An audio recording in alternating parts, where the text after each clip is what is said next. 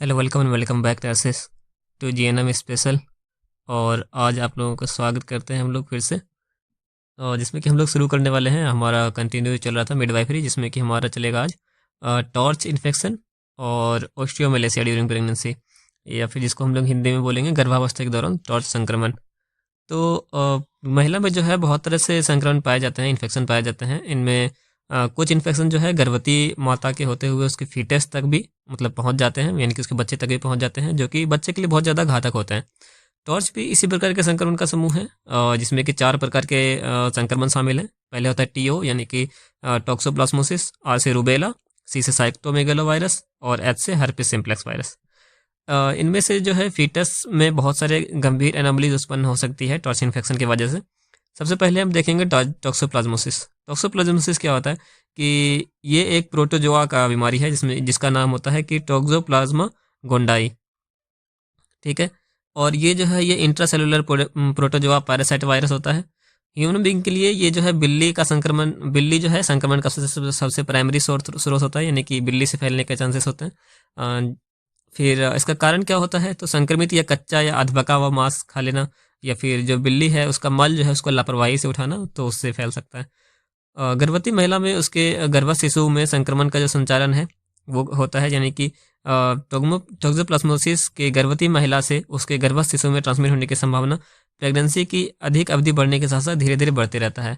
तो यहाँ पे स्पष्ट है कि ट्रांसमिशन की संभावना जो है प्रथम ट्राइमेस्टर में कम होता है, द्वितीय ट्राइमेस्टर में ज़्यादा होता है, तृतीय ट्राइमेस्टर में और भी ज़्यादा होता है। ठीक है। फर्स्ट ट्राइमेस्टर के दौरान अगर फीटस में संक्रमित होने पर इसके डैमेज होने की संभावना सर्वाधिक रहती है, क्योंकि ये ज़्यादा लंबे टाइम तक इन्फेक्शन रहता है। अगर फर्स्ट ट्राइमेस्टर में फैल गया तो लंबे टाइम तक रहेगा, तो डैमेज होने के चांसेस ज़्यादा रहेंगे। और जैसे कि अगर थर्ड ट्राइमेस्टर में संक्रमण हुआ तो उस टाइम पे कम मतलब टाइम मिलता है, तो फिर डैमेज होने का चांसेस भी है, डैमेज जितना होना चाहिए वो कम होता है। तो समझ में आ गया कि शुरुआत में ज़्यादा रहता है, मतलब शुरुआत में कम रहता है, धीरे धीरे बढ़ते रहता है डैमेज का चांसेस। फिर जो मैटरनल है इसमें सिम्टम क्या दिखते हैं, यानी कि माता के अंदर क्या क्या लक्षण दिखते हैं। तो बहुत सारे जो उसमें होते हैं, अधिकांश केसेस में ये लक्षण रहित होता है, यानी कि एसिम्टोमेटिक होते हैं। पर कुछ महिलाओं में जो लक्षण दिखते हैं वो जैसे कि हल्का बुखार दिखेगा, सर में दर्द होगा, और जो है लिम्फ नोड होते हैं या लसिका गांठ जिसको बोलते हैं वो बढ़ जाता है, यानी कि सूजन टाइप का आ जाता है लसिका गांठों में। फिर निमोनिया वगैरह हो सकता है। बच्चे पर इसका क्या प्रभाव पड़ता है, तो एबर्सन होने की संभावना बढ़ सकती है।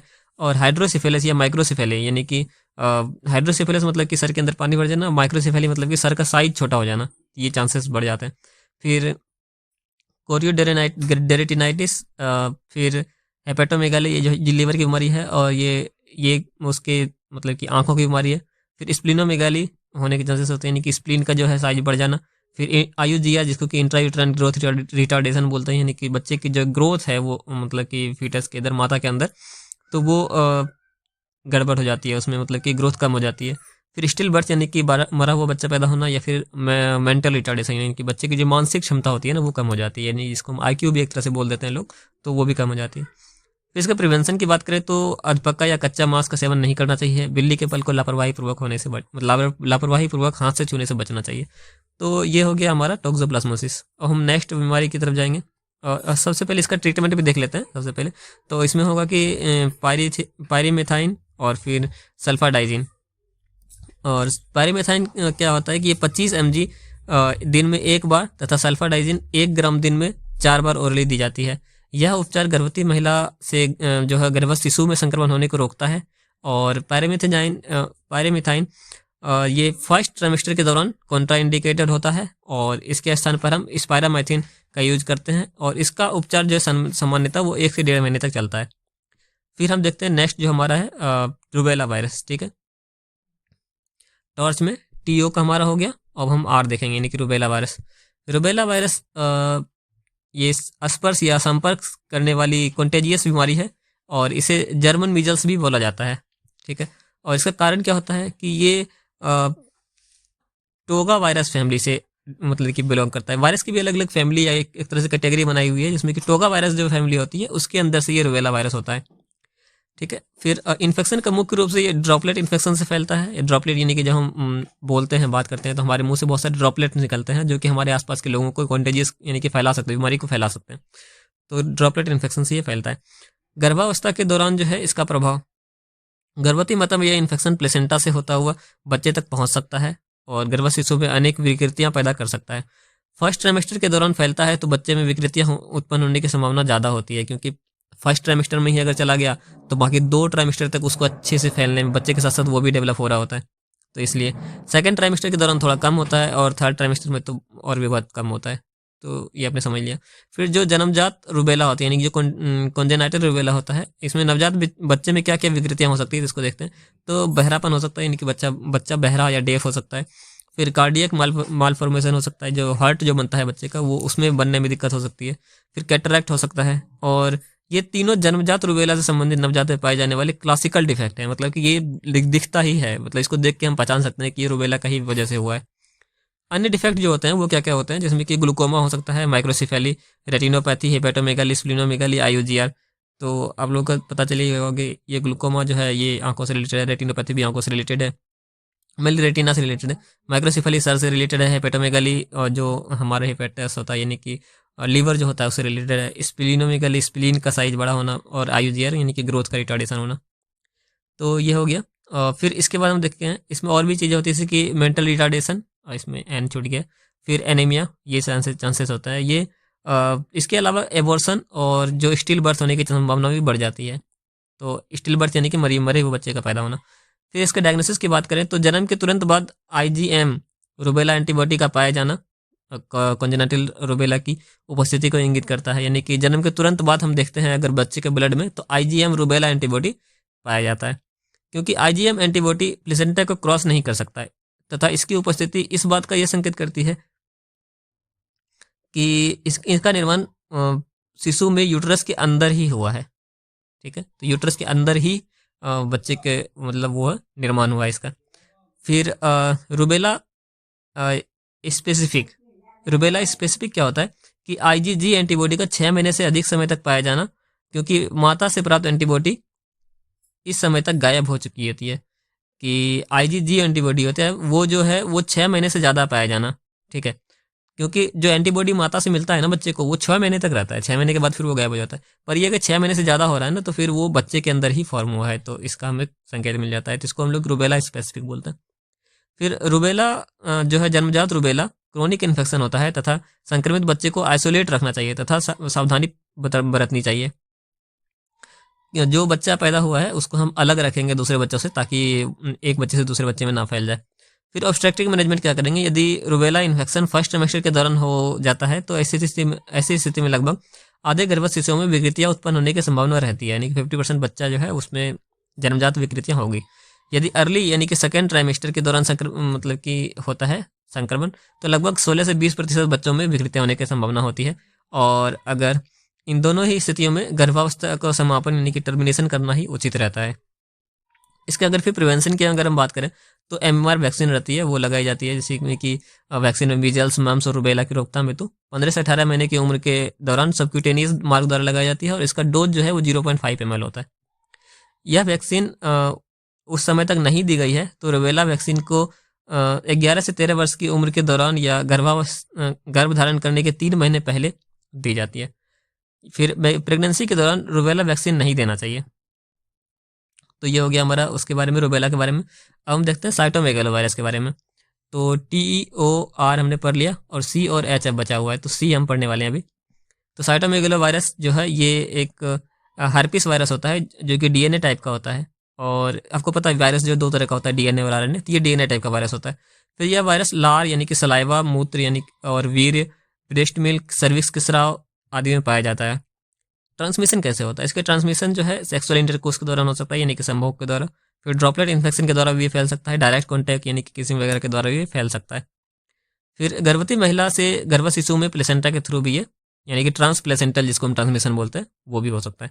साइटोमेगालो वायरस के दौरान गर्भवती महिला में फ्लू लाइक लक्षण, जो फ्लू होता है ना उसके जैसे लक्षण दिखने लगते हैं, जिसमें कि इन्फेक्शन ड्यूरिंग प्रेगनेंसी के दौरान ये इन्फेक्शन होने पर प्लेसेंटा के द्वारा यह बच्चे तक पहुंच सकता है और प्रायः 30 से 40% केसेस में ट्रांसप्लेसेंटल ट्रांसमिशन होने की संभावना रहती है। यानी कि अगर 100 मदर इन्फेक्ट हो रही है तो 30 से 40 जो है इन्फेक्शन वो बच्चे को भी पहुंच सकता है।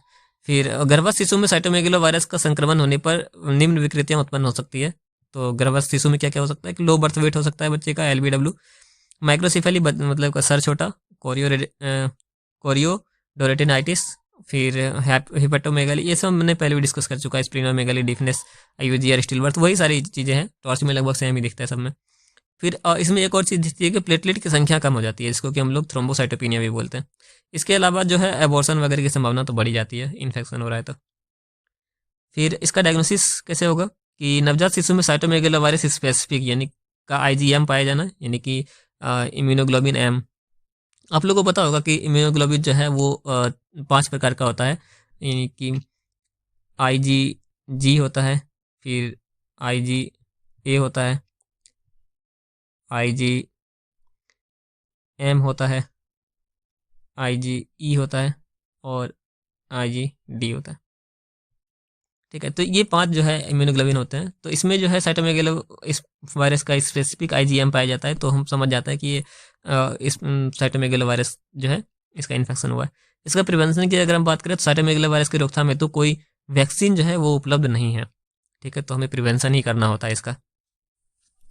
फिर जो है हमारा TORC तो हो गया। अब हम देखते हैं H, यानी कि herpes simplex virus. Herpes simplex virus जो है ये भी एक हर्पिस फैमिली का वायरस होता है, और ये 2 प्रकार का होता है, हर्पिस सिम्प्लेक्स वायरस टाइप 1 और टाइप 2। और टाइप 1 जो है वो मोनली मुंह में इन्फेक्शन होता है, इसमें कि जो फोड़े वगैरह होता है ना वो मुंह में होता है, इसमें कि होठ, मुंह, चेहरा के संक्रमण, यानी कि non genital specific hepatic herpetic infection जिसको बोलते हैं, नॉन जेनेटल हर्पेटिक, यानी जेनेटल का मतलब जेनेटल ऑर्गन, तो नॉन जेनेटल मतलब कि जो जेनेटल ऑर्गन में नहीं हो रहा है वैसा हर्पेटिक इन्फेक्शन। और इसके विपरीत जो है HSV2 यानी कि हर्पिस सिम्प्लेक्स वायरस 2 जो है वो जेनाइटल लीजन से संबंधित होता है।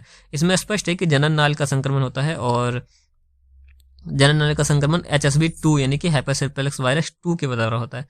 इसका ट्रांसमिशन जो है वो सेक्सुअल इंटरकोर्स की प्रक्रिया के दौरान होता है। और फिर इसका इफेक्ट ऑन प्रेगनेंसी, तो अगर प्रेग्नेंट वुमेन में HSV2 का संक्रमण होता है तो इसमें बच्चे के होने की संभावना भी बढ़ जाती है, बच्चे में भी इन्फेक्शन होने की संभावना बढ़ जाती है। प्रेग्नेंट वुमेन से उसके बच्चे में यानी कि ट्रांसप्लेसेंटल नहीं होता है, ये प्लेसेंटा के दौरान ही ट्रांसफर होता है। ठीक है, ये कब होता है, ये सर्विक्स के दौरान या निचली जो लोअर जेनिटल ट्रैक्ट में उसकी शेडिंग के दौरान हो सकता है, यानी कि जब वो शेडिंग होता है और जब वो होती है डिलीवरी होती है तो उस टाइम पे ये संक्रमण होने के चांसेस बढ़ जाते हैं। ठीक है, तो एमनियोटिक फ्लूइड के द्वारा भी ये संक्रमण यूट्रस में मौजूद शिशु में हो सकता है, यानी कि एमनियोटिक फ्लूइड जो होती है उसके द्वारा भी ये संक्रमण हो सकता है, पर ये प्लेसेंटा के थ्रू नहीं होता। तो फिर नवजात शिशु पर संक्रमण का क्या प्रभाव पड़ता है, तो वही माइक्रोसिफेली, कोरियोरेडिनाइटिस, फिर सीजर्स वगैरह आना, फिर मेंटल रिटार्डेशन, इसको मंदबुद्धि भी बोलते हैं।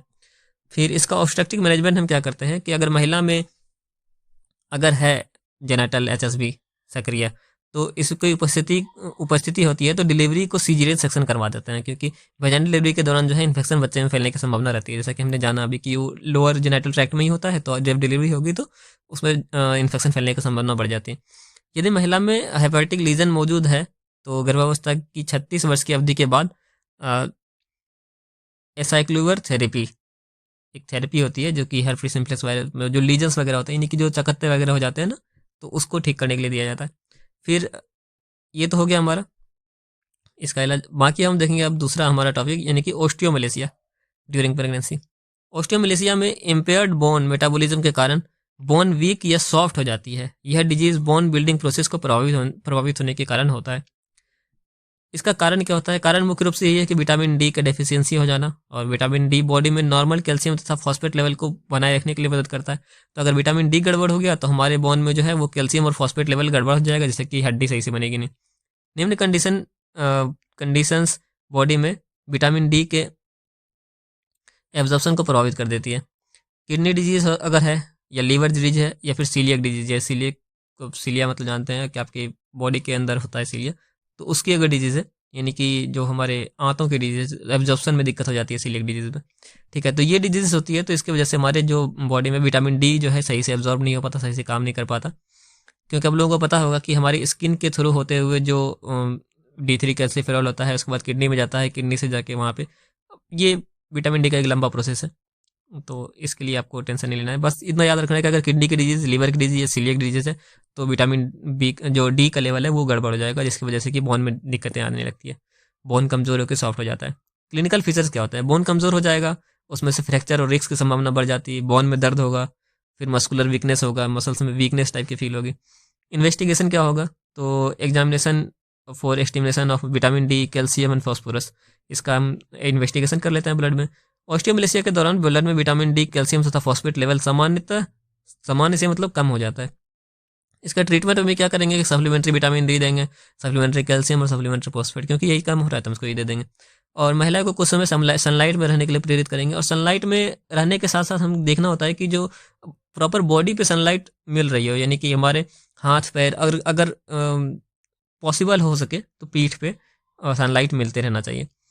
पर जाहिर सी बात है कि महिला के लिए पीठ पे सनलाइट लेना थोड़ा मुश्किल रहता है, तो हाथ और पैर में कम से कम सनलाइट लगते रहना चाहिए। और हमारी बॉडी में जितना हम कम कवर करके और सनलाइट ले सकें उतना ज़्यादा ज़रूरी रहता है, उतना ज़्यादा अच्छा रहता है विटामिन डी के लिए। तो ये हो गया हमारा ऑस्टियोमलेसिया और सारे टॉर्च इन्फेक्शन। तो नेक्स्ट टॉपिक हमारा होगा कि एज रिलेटेड जो कॉम्प्लिकेशन होता है, कि अगर महिला ज़्यादा उम्र में बड़ी है तो क्या कॉम्प्लिकेशन हो सकता है प्रेगनेंसी में, उसके बारे में डिस्कस करेंगे। तो आज का वीडियो यहीं तक था, मिलते हैं आपसे फिर अगले वीडियो में। अगर आपको ये वीडियो अच्छा लगा तो लाइक, शेयर और सब्सक्राइब जरूर करें, और वीडियो को शेयर करें जरूर करें। अभी थोड़ा बिजी होने के कारण मैं कंटिन्यूसली वीडियो पोस्ट नहीं कर पा रहा हूँ, पर धीरे धीरे कंटिन्यू हो जाएगा, आप लोग टेंशन मत लें। जितना मैंने पढ़ा है उसको रिवाइज करें, और नोट्स ज़रूर बनाएं, बिना नोट्स बनाए एग्जाम में लिखना बहुत मुश्किल हो जाता है। तो इसलिए कोशिश करें कि आप जब भी वीडियो देखें तो अपना एक कॉपी और पेन लेके जरूर देखें, और साथ में थोड़ा थोड़ा वीडियो में जो भी बताया जा रहा है आप अपने हाथ से कुछ ना कुछ ज़रूर लिखें, इससे आपको बहुत याद रहेगा। तो चलिए मिलते हैं फिर आपसे अगले वीडियो में, धन्यवाद।